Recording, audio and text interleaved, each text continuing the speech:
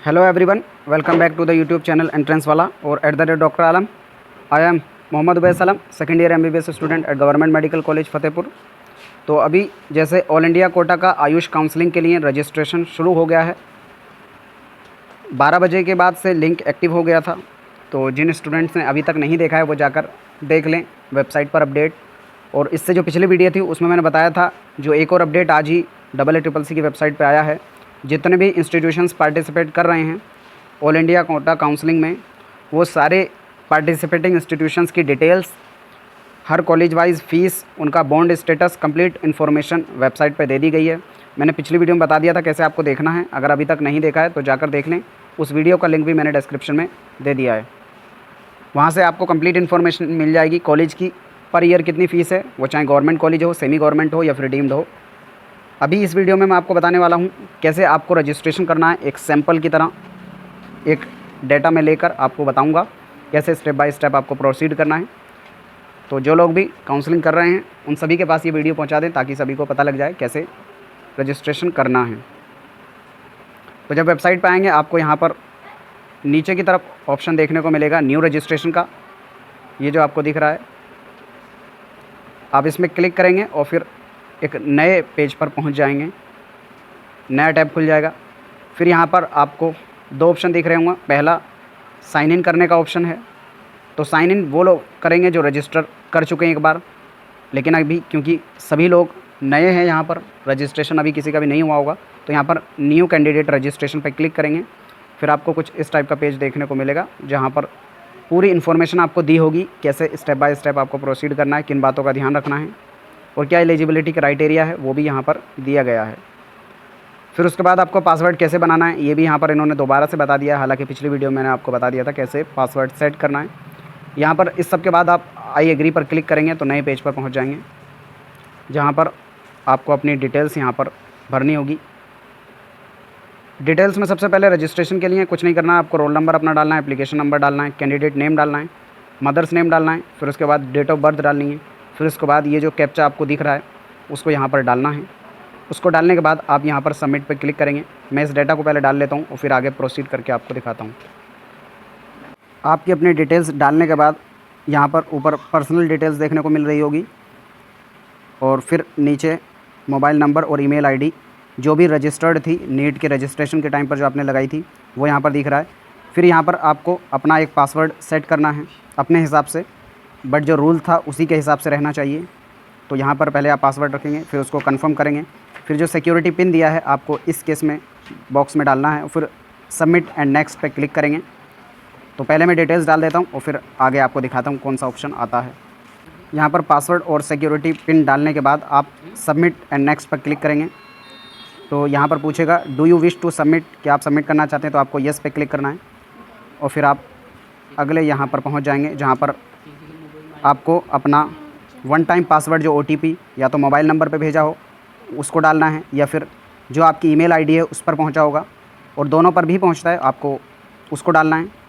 OTP डालने के बाद आपको यहाँ पर जो सिक्योरिटी पिन है वो इस बॉक्स में डालनी है और फिर उसके बाद वेरीफाई एंड फाइनल सबमिट पे क्लिक करना है। तो मैं पहले OTP डाल देता हूँ देखकर और फिर आगे आपको दिखाता हूँ कहाँ पहुँचते हैं। वहाँ पर OTP डालने के बाद, और एक बात ध्यान रखें, जो OTP है आप भी यहाँ पर देख रहे होंगे, लगभग टाइम में देखेंगे तो 20 से 25 मिनट मुझे यहाँ पर लग गया, क्योंकि जो OTP है वो पहुँच नहीं रहा था। मैंने बार बार रीसेंड किया मल्टीपल टाइम, तो अब जाके ये OTP आया और उसके बाद ये आगे प्रोसीडिंग हुई। तो अगर आपको भी इसमें दिक्कत आ रही है तो ज़्यादा चिंता इसको लेकर नहीं करना, क्योंकि अभी वेबसाइट पे बहुत ज़्यादा बर्डन और लोड है, तो इस वजह से ये वेबसाइट थोड़ा दिक्कत कर रही है। तो आप या तो शाम में ऐसे टाइम में कर लेना, रात के टाइम पर 10 से 12 बजे, या फिर सुबह में जिस टाइम पर ज़्यादा लोड नहीं होगा। बाकी आज ही इतना लोड है, बाकी तो नॉर्मल वेबसाइट चलेगी। तो OTP आपका मोस्टली आ जाना चाहिए। अगर नहीं आए तो आप दोबारा उसमें प्रोसीडिंग करेंगे तो आपको देखने को मिल जाएगा। फिर उसके बाद आपको यहाँ पर कुछ इस टाइप के ऑप्शन मिलेंगे। तो इससे पहले कि मैं आगे बढ़ूँ, जो लोग भी अभी काउंसलिंग करने वाले हैं, तो क्योंकि जो चॉइस फिलिंग है वो कल से शुरू होने वाली है आयुष काउंसलिंग की, तो चॉइस फिलिंग के लिए मैंने पहले भी आप सभी को बताया था कि कैसे आपको चॉइस फिलिंग करनी है, उसके कॉलेजेस का सिलेक्शन करना है। तो आपको सबसे पहले वो लिस्ट बनानी है कौन कौन से कॉलेजेस आपको मिलने वाले हैं, और वो सभी कॉलेज जो आपके मार्क्स से ऊपर रैंक के हैं उनको आप सबसे ऊपर रखेंगे और उसके बाद दूसरे कॉलेजेस को डालेंगे। तो वो इन्फॉर्मेशन जानने के लिए आपके मार्क्स पे कौन सा कॉलेज मिलेगा, आप ये जो मैं ऐप बताने वाला हूँ इसके थ्रू, अपना रैंक के थ्रू, अपनी कैटेगरी के थ्रू आपके मार्क्स पर और आपकी ऑल इंडिया रैंक पर आपकी कैटेगरी से कौन सी सीट मिलेगी आप चेक कर सकते हैं।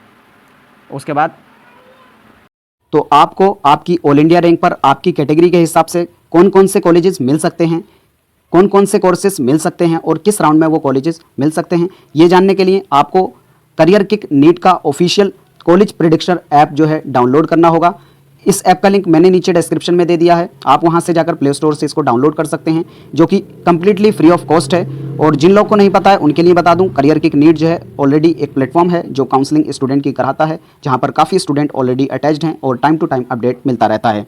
यहाँ पर आपको क्या क्या फीचर्स इस ऐप के अंदर देखने को मिलेंगे, आप AA CCC की कॉलेज प्रेडिक्शन कर सकते हैं अपनी रैंक और अपनी कैटेगरी के हिसाब से। यहाँ पर फ्री आपको कॉलेज प्रेडिक्शन मिलेगा, आपको बता देंगे रैंक के हिसाब से कौन कौन से कॉलेजेस आपको मिल सकते हैं।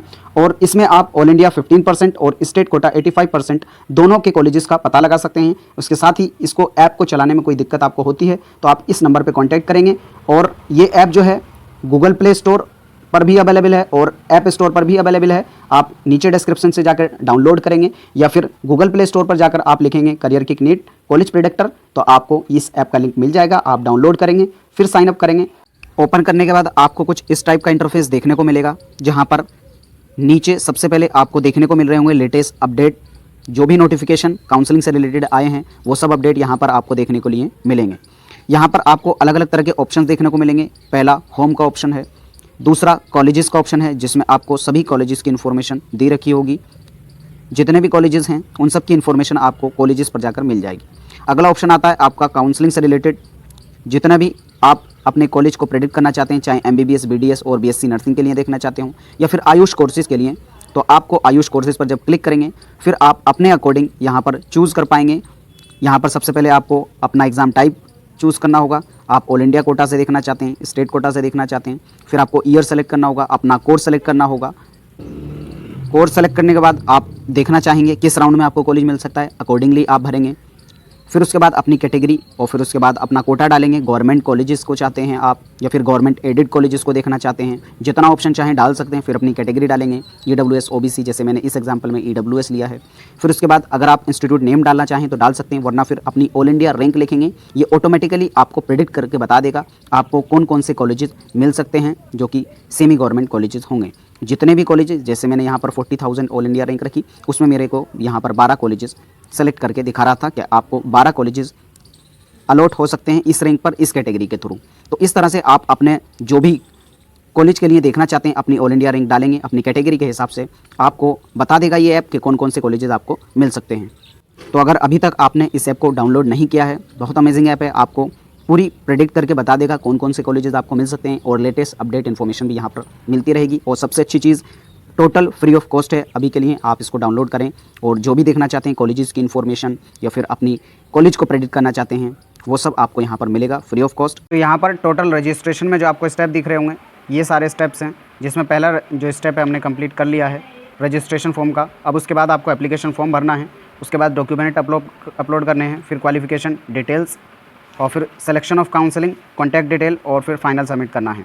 ये सारे स्टेप्स हैं जिसमें आपको प्रोसीड करना है। इसके साथ ही आपको यहाँ पर अपना फ़ोन नंबर और ईमेल आईडी भी वेरीफाई करना होगा, दोनों को आप वेरीफाई कर लें क्योंकि इन्हीं के थ्रू आपको अपडेट मिलेगा। और आपका अगर OTP वगैरह है वो इसी से जाना है। तो अभी मैंने सिर्फ मेल से अपडेट किया है, आप फ़ोन नंबर और ईमेल दोनों को अपडेट कर लें लॉगिन करने के बाद। तो यहाँ पर अभी मैं पहले प्रोसीड करता हूँ एप्लीकेशन फॉर्म की तरफ। फिल एप्लीकेशन फॉर्म पर जब आप क्लिक करेंगे तो यहाँ पर जो इंटरफेस है आपको कुछ इस टाइप का मिलेगा। यहाँ पर आपको अपनी बेसिक डिटेल जो एप्लीकेशन फॉर्म में भरनी है, मैं इसको भर लेता हूँ। यहाँ पर ऑप्शन आपको दिखा देता हूँ कौन कौन से भरने हैं। जेंडर, नेशनलिटी, रिलीजन, कैटेगरी में आपको सब कैटेगरी डालनी है। अब यहाँ पर जैसे ऑलरेडी कैटेगरी जो पहले से थी वो यहाँ पर आ रही है और फिर इसको आप अगर चेंज करना चाहें तो उसका ऑप्शन भी यहाँ पर नहीं दिया गया है। तो जो स्टूडेंट सोच रहे थे अपनी कैटेगरी चेंज करने वाला वो अकॉर्डिंगली देख लें, क्योंकि यहाँ पर कोई और ऑप्शन नहीं आ रहा है। जैसे यहाँ पर इन्होंने जो कैंडिडेट है जनरल EWS से भरा था तो यहाँ पर सिर्फ जनरल EWS का ही ऑप्शन यहाँ पर देखने को मिल रहा है। तो अकॉर्डिंगली आप सब देख सकते हैं। फिर उसके बाद आपको यहाँ पर पर्सन विद डिसेबिलिटी नो करना है, मदर टंग, ये सब इन्फॉर्मेशन और बैंक डिटेल डालने के बाद आप सेव एंड नेक्स्ट पे क्लिक करके आगे की तरफ बढ़ जाएंगे। और यहाँ पर ये जो डिटेल आपको दिखी गई है, बैंक अकाउंट की जो डिटेल मांगी है, ये आपके रिफ़ंड प्रोसेस के लिए हैं। यानी जब आपका एडमिशन प्रोसेस कंप्लीट हो जाएगा तो उसके बाद जो आपकी सिक्योरिटी मनी है वो इसी अकाउंट में वापस की जाएगी। आप इसमें अकाउंट होल्डर का नेम, अकाउंट नेम कन्फर्म करेंगे, अकाउंट को IFSC कोड, बैंक नेम और ब्रांच नेम डाल के सेव एंड नेक्स्ट की तरफ क्लिक करेंगे। उस डिटेल को सबमिट करने के बाद जो आपको अपलोड डॉक्यूमेंट का ऑप्शन है, उसमें सिर्फ और सिर्फ आपको एक क्लियर इमेज आपको अपलोड करनी है। आपकी बैंक पासबुक की कर सकते हैं, या फिर कोई ऑनलाइन बैंक स्टेटमेंट है उसकी कर सकते हैं, या फिर कोई कैंसिल चेक है उसको भी जो है आप एक इमेज अपलोड कर सकते हैं। उसके लिए मिनिमम साइज़ जो है 20 KB का है और मैक्सिमम 100 KB का है। तो इस साइज़ के बीच में ही आपको अपलोड करनी है। तो पहले आप चूज़ पे क्लिक करेंगे और फिर प्रीव्यू एंड अपलोड पे क्लिक करके फिर आप जो है नेक्स्ट की तरफ मूव कर जाएंगे। ठीक है। बैंक की पासबुक को अपलोड करने के बाद जो है आपको अपनी क्वालिफ़िकेशन डिटेल्स यहाँ पर डालनी है। ठीक है। तो यहाँ पर आप पहले अपना पासिंग स्टेटस डालेंगे, पासिंग ईयर डालेंगे, मतलब जिस साल में आपका 11th क्लास पास हो गया था, जो आपकी मार्कशीट पर लिखा है वो 11th क्लास का रोल नंबर डालेंगे, बोर्ड डालेंगे, क्लास 11th पास्ड एड्रेस डालेंगे, पिन कोड डालेंगे, और फिर उसके बाद 12th की डिटेल्स यहाँ पर आप ऐड करेंगे। पासिंग स्टेटस यानी पास या फेल, पासिंग ईयर, 12th का रोल नंबर, बोर्ड, स्कूल का नाम आपके 12th के और पिन कोड। फिर आप अपने सब्जेक्ट वाइज यहाँ पर मार्क्स डालेंगे, क्योंकि ये भी एलिजिबिलिटी क्राइटेरिया में आता है। उस सब को डालने के बाद आप यहाँ पर सेव एंड नेक्स्ट पर क्लिक करेंगे, और अगर पीछे की तरफ जाना है तो आप प्रीवियस पे क्लिक करेंगे। आप अपनी क्वालिफ़िकेशन डिटेल्स डालने के बाद जो अगला स्टेप आ जाता है वो है सिलेक्शन ऑफ काउंसलिंग। तो सिलेक्शन ऑफ काउंसलिंग में आप अप्लाई कर सकते हैं। यहाँ पर 4 ऑप्शन है। पहला ऑल इंडिया गवर्नमेंट कोटा, दूसरा यहाँ पर सेंट्रल यूनिवर्सिटीज़ और नेशनल इंस्टीट्यूशंस, तीसरा all India quota government aided के लिए, चौथा डीम्ड यूनिवर्सिटीज़ के लिए। तो आप इसमें से जिस भी काउंसलिंग में पार्टिसिपेट करना चाहते हैं उसको चूज़ करेंगे। फॉर एग्जांपल कोई स्टूडेंट जो है ऑल इंडिया कोटा के लिए चूज़ करना चाहता है, ऑल इंडिया करेगा। सेंट्रल इंस्टीट्यूशंस को भी चूज़ करना चाहता है तो दोनों क्लिक करेगा। ऑल इंडिया गवर्नमेंट एडेड यानी सेमी गवर्नमेंट कॉलेजेस को भी चूज़ करना चाहता है, तीनों चूज़ करेगा। कोई स्टूडेंट डीम्ड यूनिवर्सिटीज़ को भी चूज़ करना चाहता है तो डीम्ड को भी करेगा। तो एक चीज़ स्टूडेंट सभी ध्यान रखें, मैं तो ये सजेस्ट करूँगा कि अगर आप डीम्ड के लिए अप्लाई कर रहे हैं तो सारे ऑप्शंस को आप चूज़ करें। इसमें सारे गवर्नमेंट कॉलेज, मान लो आपको BMS के लिए एडमिशन लेना है तो चारों पे क्लिक कर दें, तभी आपके जो चॉइस फिलिंग है उसमें सारे कॉलेजेस दिखाई देंगे। तो स्टूडेंट अभी ध्यान से देख लें, बाद में मत कहना कि गवर्नमेंट कॉलेजेस उनके लिस्ट में नहीं आ रहे हैं। तो अगर आप डीम्ड के लिए अप्लाई कर रहे हैं फिर भी यहाँ पर सारे ऑप्शंस को ओपन कर देना।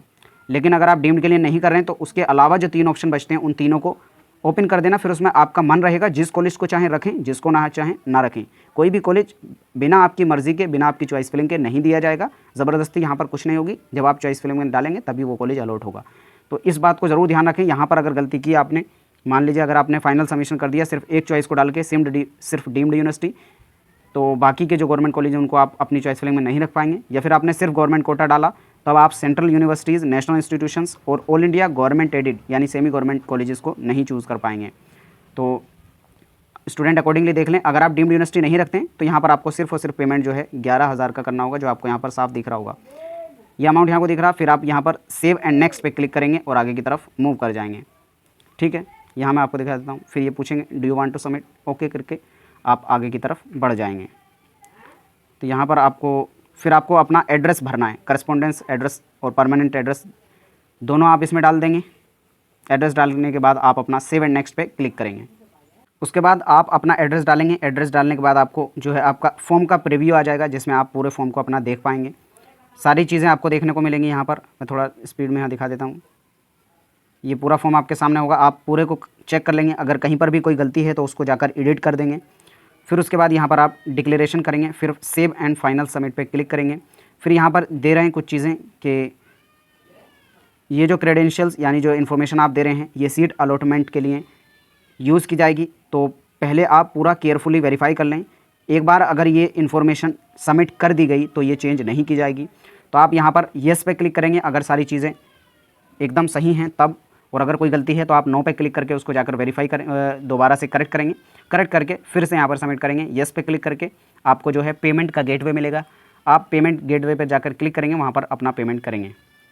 क्योंकि अभी दूसरे की प्रोफाइल के थ्रू मैंने बनाया था तो इससे आगे मैं प्रोसीड नहीं कर सकता। ये सिर्फ एग्जाम्पल के लिए आपको दिखाना था। तो यहाँ पर आई थिंक जितने भी डाउट्स थे आपके रजिस्ट्रेशन से रिलेटेड सारे कवर हो गए होंगे। इसके अलावा कोई डाउट बचता है तो नीचे कमेंट बॉक्स में बता देना, मैं ज़रूर अप्लाई करने की कोशिश करूँगा। तो आप इस वीडियो को सभी स्टूडेंट के बीच में भेजें, क्योंकि काफ़ी टाइम से ये वीडियो बना रहा हूँ। आपको यहाँ पर टाइम भी दिख रहा होगा वीडियो के अंदर। तब जाके ये वीडियो अभी तक कंप्लीट हुई है। तो आप वीडियो को लाइक करें, अपने फ्रेंड्स में ज़रूर शेयर करें, चैनल को सब्सक्राइब करें। तब तक के लिए थैंक यू।